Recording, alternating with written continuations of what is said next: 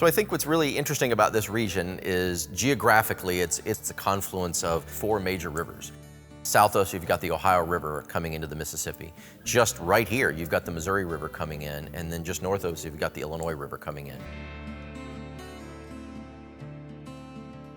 In 1783, the United States now stretches all the way up to the Mississippi River. But again, the west side of the river is still controlled by the Spanish.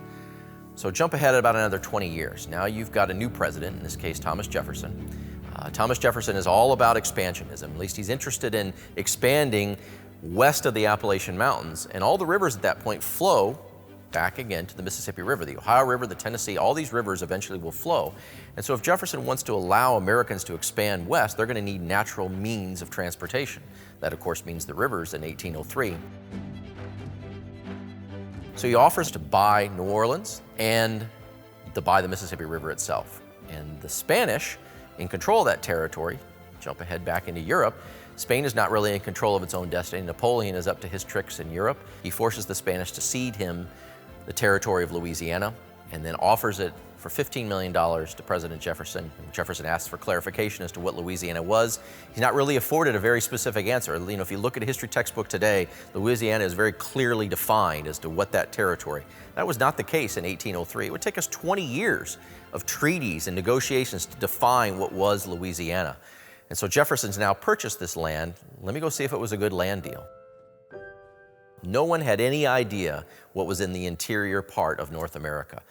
Americans had been up to the Mississippi River. The French had traded almost as far north as, say, where Montana is today in North Dakota. The British had been up around the Hudson Bay. They had clearly crossed all the way, but there's this middle part of North America that is a complete blank spot on the map.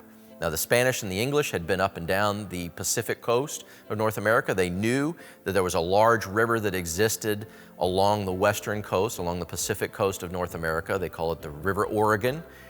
Today, we call it the Columbia. We knew here in this region that there's a large river that exists, the Missouri River, that flows from west to east into the Mississippi River. Could it possibly be that these two rivers might in fact connect? And you can imagine that Jefferson is hoping for that. Jefferson's absolutely hoping that there is this mythic, as we found out, this mythic idea of the Northwest Passage, this idea that you could go up the Mississippi River and then travel across the continent. But he didn't know. Jefferson, in his learned mind, thought we might find woolly mammoths. Why? Because there were mammoth bones found on the Ohio River. It didn't occur to him that the mammoths had become extinct.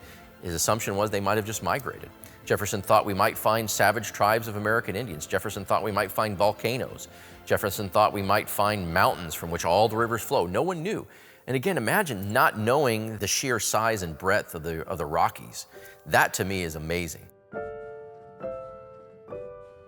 So the summer of 1803, Thomas Jefferson has successfully begun the process of negotiating for the purchase of Louisiana. Now he's got to figure out whether or not it was a good idea. Didn't have to look very far because his personal secretary in 1803 is a man named Meriwether Lewis, a man who literally grew up in the shadow of Jefferson in Monticello. Had known the Jefferson family for quite some time.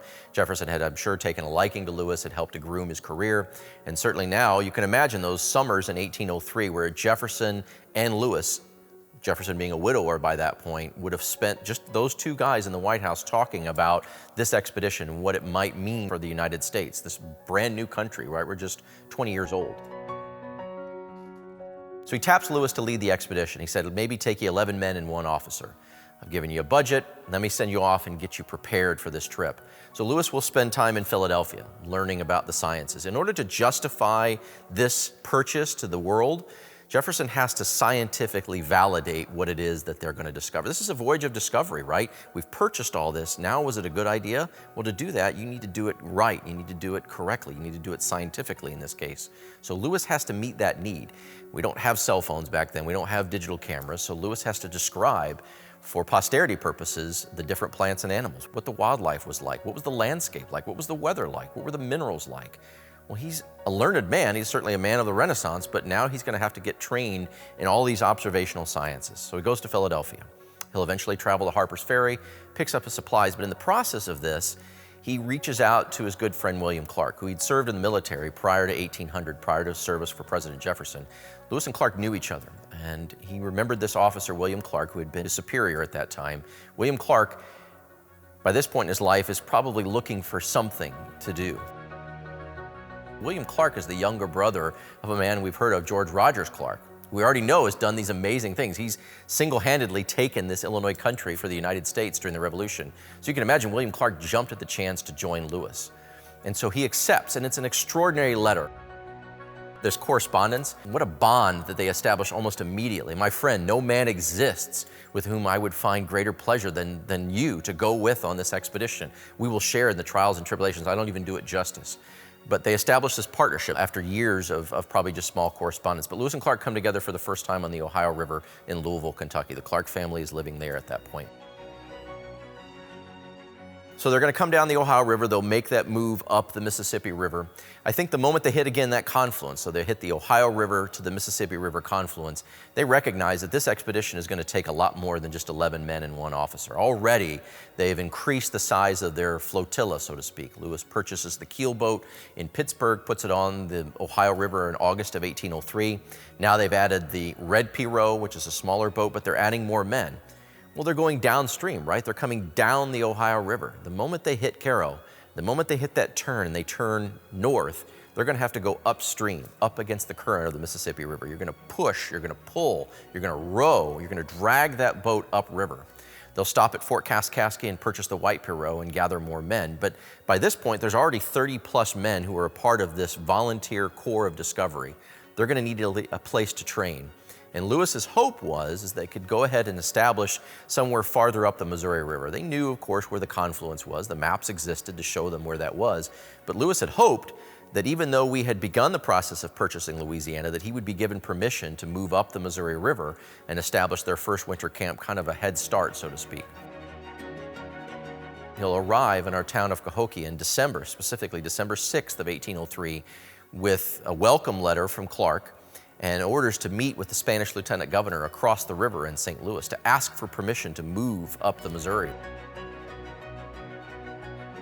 The Spanish lieutenant governor, Governor de la Salle in St. Louis, really is kind of hearing of this Louisiana Purchase for the first time. And so Lewis bringing him this news and really asking for permission, Governor de la Salle, doing his due diligence, says, no, I can't allow you to move any farther than where the boundary line exists. You cannot go any farther west than the Mississippi River. I need to verify, in fact, that this purchase has taken place. And so Lewis, already kind of expecting that answer, will order Clark to go up to the confluence of the two rivers, of the Missouri and the Mississippi River, but add a third river to the equation, the Rivière Dubois, the River of Wood, Wood River today. So it is there at that confluence that William Clark will establish their first winter camp, Camp River Dubois, in December, specifically December 12th of 1803. It is here in the Illinois country that really the core of discovery is born. So imagine you're at this point in the expedition. You've got 30-plus individuals who are all volunteers. They all are struggling for a spot on this expedition. All of them, I think, at this point are beginning to realize what this expedition means to the country, certainly what it means to them. These are all average individuals, just like you and me, who are given this opportunity to be a part of something extraordinary. Clark will begin the process immediately of constructing the campsite, get the men out of the winter elements, get them out of the tents and get them into the camp. It takes about a month to construct Camp River Dubois, again on the east side of the Mississippi River, looking right across the river at the mouth of the Missouri, the river they know they're going to ascend sometime in the spring. But now he begins the process of selecting the men. No one was guaranteed a spot. All of them were volunteers. And so at this point, Clark has to begin the process of figuring out, who am I going to bring with me on the expedition? And it's not just about a skill. Of course, you're going to need a blacksmith. You're going to need a gunsmith. You're going to need a carpenter. You're going to need a certain kind of rugged individuality. These guys have to be tough. Clark already knows, as they're moving these boats up the Mississippi River, how difficult this trip is going to be. This is not going to be easy. You're going to have to pull eventually tons of cargo every day, 10 to 12 miles a day upriver. So he's not only looking for a skill, but he's looking for somebody who has the hardiness, the stamina to do that. In fact, he'll dismiss some individuals very early on, calling them gentlemen's sons and unaccustomed to labor. In other words, he's calling them lazy, but he knows these guys don't have the chops.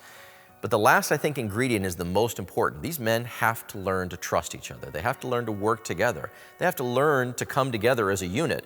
Today we call that the core of discovery, but they didn't start that way. These guys have a lot of fighting when they first arrived. They don't get along.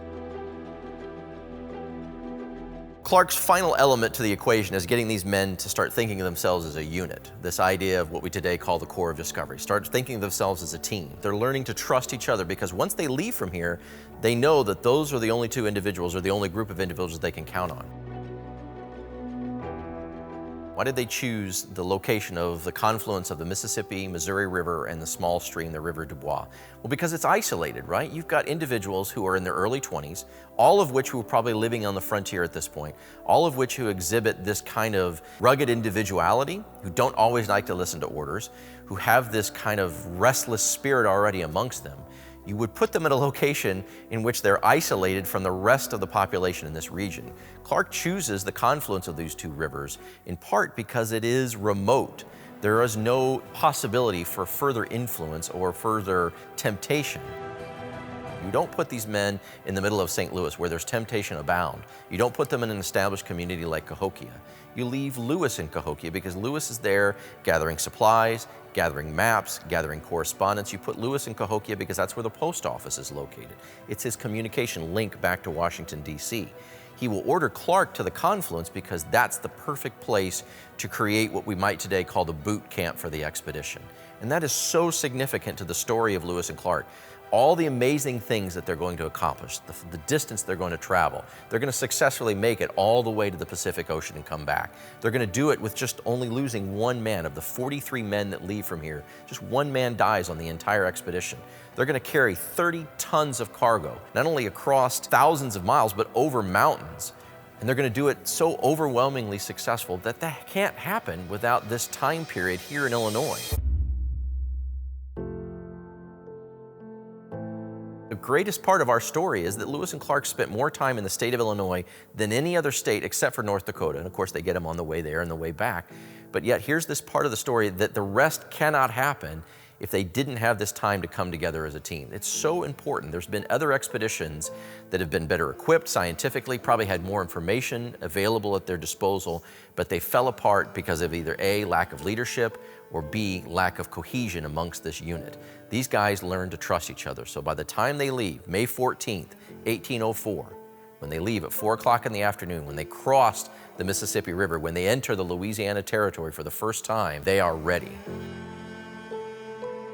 Clark leads the men from Camp River Dubois and begins his 2-year, 4-month, and 9-day journey from here in Illinois all the way to the Pacific Ocean and back. This expedition is about 40 individuals. 40 individuals who succeeded beyond most expectations. 40 individuals that everyone can perhaps identify with, that you've got people from different geographic parts in the United States. You've got a teenage girl in this case. You've got a teenage American Indian woman who is really the sole American Indian woman in this expedition, and she is indispensable. They could not have made it all the way to the Pacific Ocean had it not been for her help. It's an insult necessarily to disseminate her down to just being a guide. She was so much more than that, and she got it. She got what this was about. You've got an African American. William Clark brought his slave, York, with him.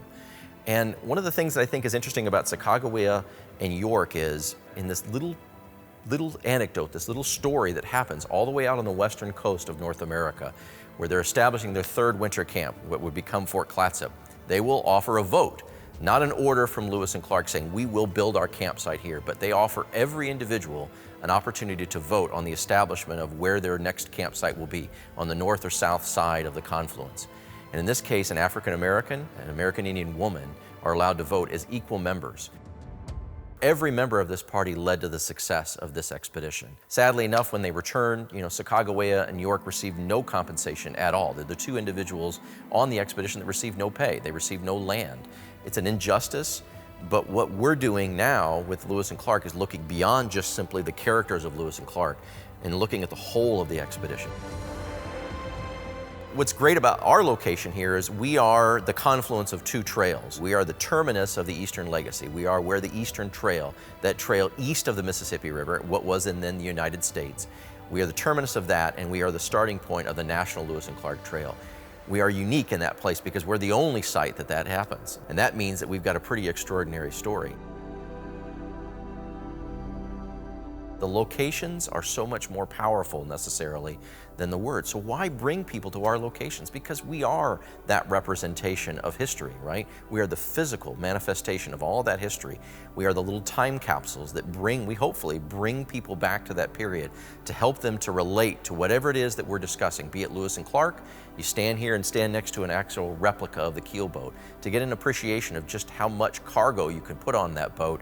But again, you stand also right next to the Mississippi River. We are here at the confluence of Lewis and Clark's two great rivers, of the Mississippi and Missouri River. We're at the confluence of the river. If you take this boat and put it out in the middle of the river, it's going to look minuscule compared to the size of the Mississippi itself. You might look up and see an American eagle soar right past you at this location. Nowhere else in this region can you find this collection of cultural and natural resource museums and institutions. And they're so easy for us to get to. History is so fascinating. If I can be a part of that bridge of getting you from that moment where history is just about names, dates, and places, it's not. It's about the story itself.